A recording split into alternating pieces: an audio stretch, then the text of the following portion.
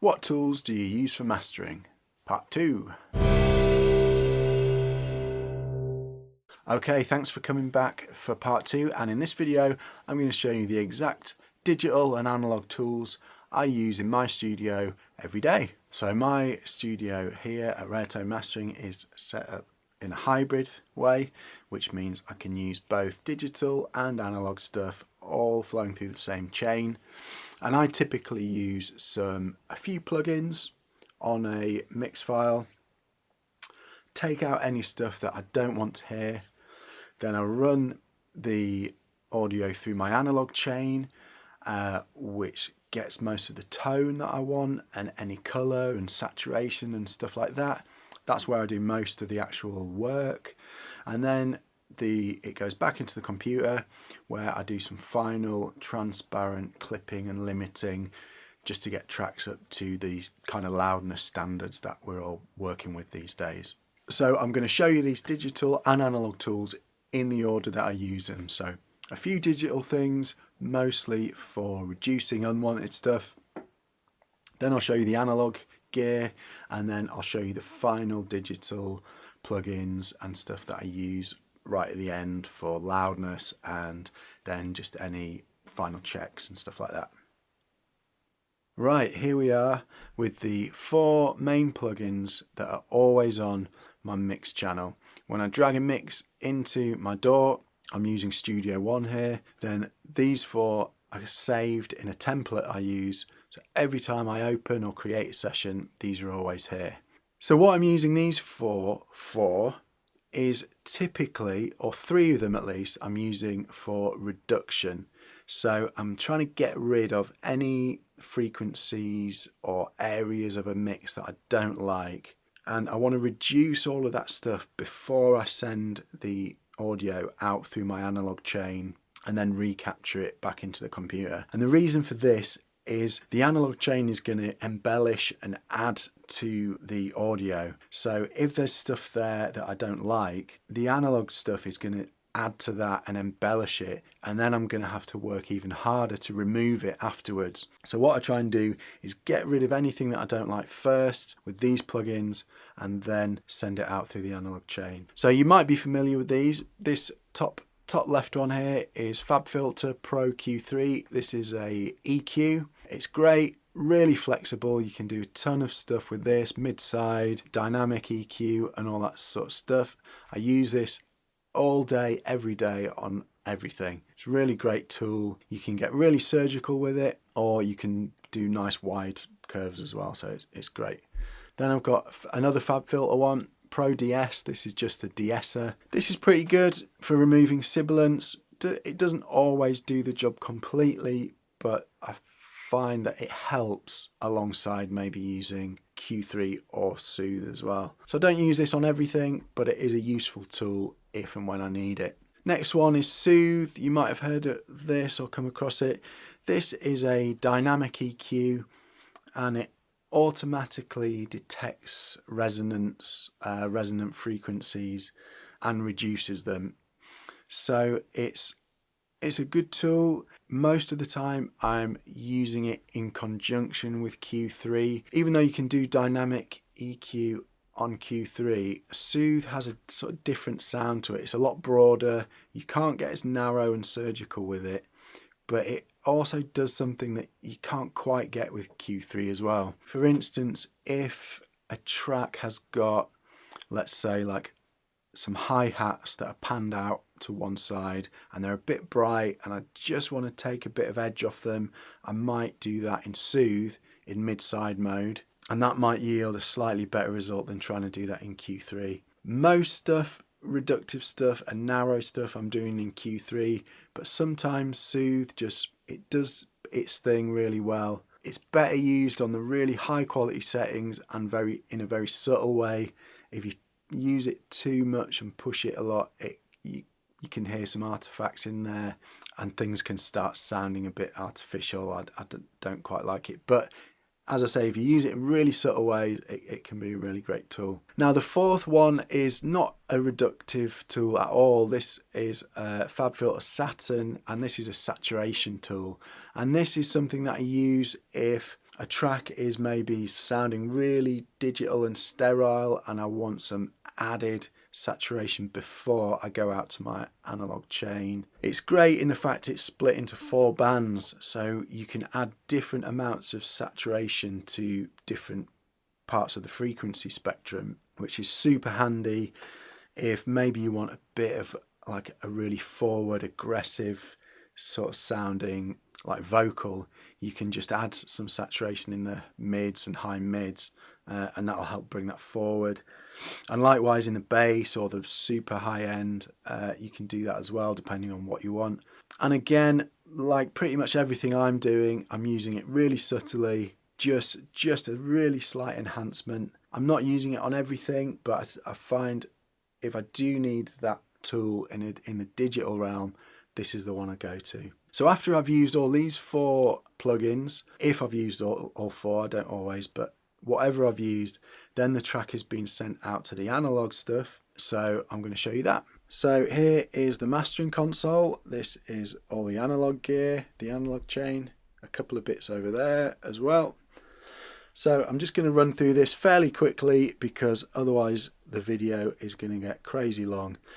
But what we can do is come back and I'll make some more videos about each piece individually so we can really get into the specifics of exactly what they do and all that sort of stuff. So let's start with up here, the Dangerous Liaison. So this is pretty much a patch bay and all the rest of the gear here is routed into here. So I can tap any of these buttons and hear what a piece of gear is doing and then take it out. And then once I've got my chain going, say I want these pieces of gear in this order, and I sort of like what they do, then I can just with one button take them all out and put them all back in again. So as I'm going along and as I'm doing the mastering, I can hear exactly what each piece is doing, and then I can keep checking it against the original mix just to make sure that I'm not doing anything too extreme and I'm not pushing things too much or sort of changing the mix too much as well.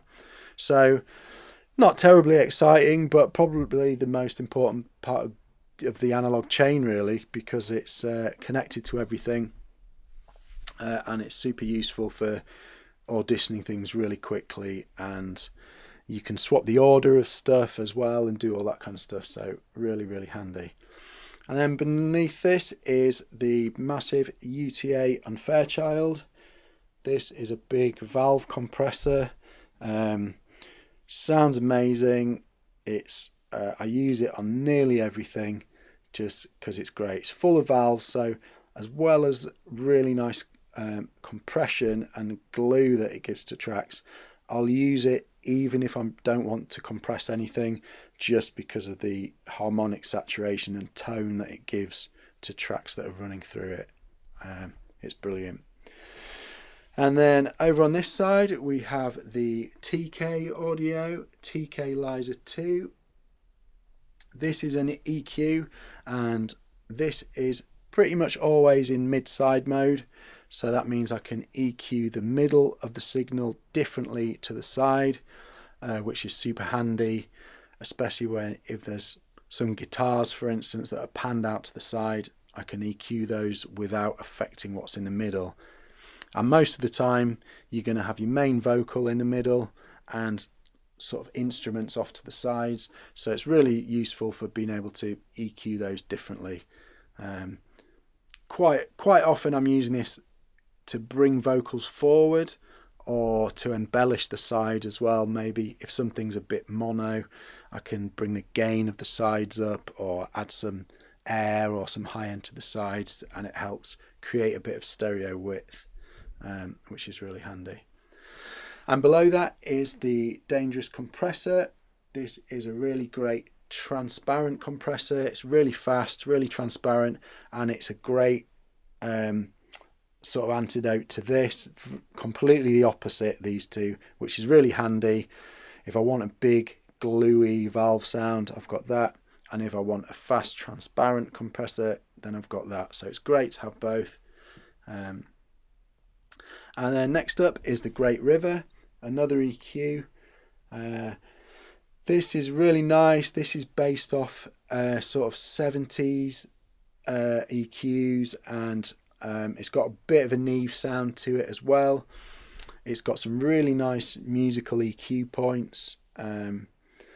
It's got the 22K and 22 Hertz are really great for adding sort of the upper and lower end.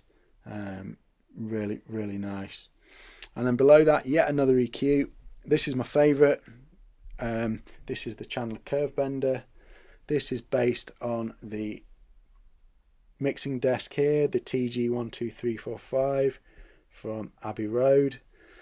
This is the famous one you'll see in pictures of all the Beatles recordings and stuff.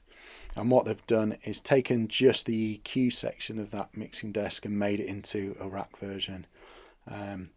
So this is great. It's got some good, like the mids and high mids sound amazing. The transformers in it are really nice. They've got a little low end bump in there. So just running stuff through this unit without actually doing an EQ has a really nice effect to it. And again, this and the Unfair Child, pretty much everything I use or everything I work on goes through these. Even if I'm not doing too much EQ or too much compression, just the tone of these two sounds great. And then last little thing right under here is Coleman. This is literally just a monitor controller, so I can change the level of my monitors here and headphones here. It's passive, so it doesn't impart any colour to the sound, which is handy. And then last few things over here. This is the Bettermaker Darth limiter. This is an analog limiter and clipper, but it's digitally controlled. So this is actually plugged into the computer by USB, and I can control it with a plug-in, which is super handy. The clipper is brilliant, it sounds great. And it's also got some harmonic saturation things here as well, which sound really good. This is always the last thing in my analog chain, just to make sure we don't get any clipping going back into the computer. And then here, this is the Lynx Hilo, and this is my D2A A to D converters. So this is what's taking the audio from the computer, running it out through all the analog stuff, and then re-sending it back into the computer for the final processing. Oh, and I nearly forgot, up here we've got these Marg EQ4s. It's not focusing very well. These are really good for this 40K airband. Is insane, sounds really sweet and musical. And it's also got this sub on it, which I think goes down to 10 Hertz, which is mad. But these are great for the extreme high end and the extreme low end. They're just amazing. These are my Tyler acoustics speakers. A lot of people ask about these. They're huge and they sound great. But we're not listening loud is an important thing to mention with these. People see them and go, whoa, they must be really loud. But of course, we're going for quality, not loudness. So that's it. That's the analog stuff. That's all the chain, and that's some other tools that I'm using to master your music in here every day. And so now I've done the analog processing, and the audio is going to come back into the computer, and I'm going to do the final bits of clipping and limiting just to get things up to the loudness standards that we're working with today. So these three are my go-to plugins for doing this. First of all, we've got the standard clip. This is a digital clipper with a saturation setting on it, which is really handy. And here with this one, I'm just using this to clip the transients. So things like snare hits, kick drum hits, stuff like that usually I'm just using to clip those off before the signal hits the limiters. And next up are two digital limiters. First one up here is DMG Limitless. This is a great transparent limiter. I use this most of the time. I really like it. It's got some quite advanced features, but to be honest, I don't really use all of those. I'm just literally using it to set a ceiling and add maybe 2 dB of gain, depending on how loud the signal is. And then below that we've got the FabFilter Pro L2. Probably seen or heard of this one. This is a really popular one. To me, this has got a bit of a sound to it. It's not quite as transparent, so I don't use this all the time, although the sound that it does have can really work with a lot of stuff, especially more modern stuff, pop stuff. It's really good for that. Sometimes I'll use these two in conjunction with each other, although most of the time I'm choosing one over the other. DMG if I just want completely transparent limiting, and the FabFilter if I want to bring the track a bit more, make it a bit more forward. It's got a bit of a like brightness, a bit of a sheen to it, I find. So yeah, so it depends what I want. And sometimes if a client really does want that super loud master, I might use the DMG Limitless and the FabFilter Pro L2 together. And here we have 2 extra plugins that I thought I'd mention. These aren't actually doing any work in terms of affecting the audio. These are just analyzation tools. So here we've got Ulean loudness meter, and this is just giving us lots of different loudness and dynamic readings. So this is helpful just so you can keep an eye on the loudness, dynamics and peaks in your track. And it does a super useful thing where you can grab any waveform and just drag it in, and it'll analyze the file and tell you all the different loudness, dynamic range and all that sort of stuff. Really useful for when you need it. And then over here we have New Gen Master Check, which is nearly an essential tool these days because obviously everyone's listening to stuff on Spotify and YouTube and different digital streaming services. And what this allows us to do is preview the different codecs that all these services use. So we can hear exactly what things are going to sound like when it's played back on Spotify. And it even gives us the mobile version, desktop and premium versions. So we can preview all those.